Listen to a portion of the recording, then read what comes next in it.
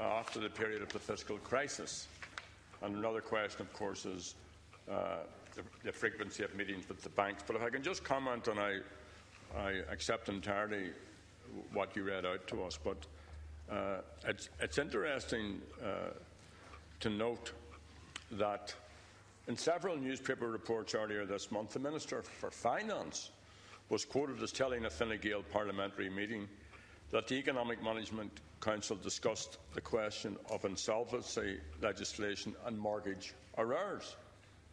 So it appears there is no difficulty briefing the Fine Gael members of discussions within the EMC, or indeed briefing the media, but we here in the Dáil cannot be briefed in these matters. Now, having made that point, going back to my main point, which is whether this management committee should be retained. And it's been described variously as autocratic, as dictatorial. The Taoisigh says it's not the government, but it has been described as a government within the government, and that's not coming from us, that's coming from people within the government parties. Others say that it's undermined the role of ministers and the cabinet while enhancing the power of unelected civil servants and party advisers. And Pat Leahy, in his book, The Price of Power, identifies one key reason for its existence. He says that one senior minister put it to him that the cabinet leaks like a sieve. So perhaps that's what it's about, Taoisigh and Concordia. It's about preventing leaks. It's about control.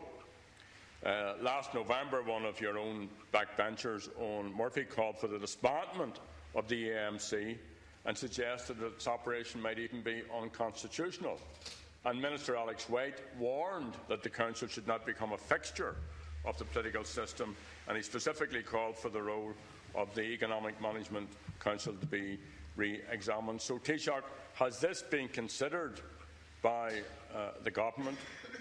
And last month, you reported that the Economic Management Council met with the banks on 3 occasions: November 2011, February 2012 and June 2012 also. Now that means that it's almost been 3 years since the EMC last met the banks. And given the central role that the banks must play in any fair economic recovery, is it right that there should have been no meetings for 3 years?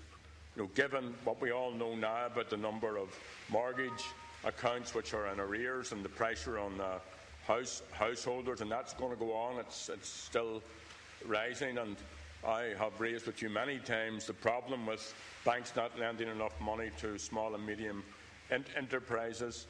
Is this not a glaring fault that you would not have met with the banks on this issue? So I'll leave it for there for the moment. Cian Corley, Gordon Margaret. Thank you, Deputy.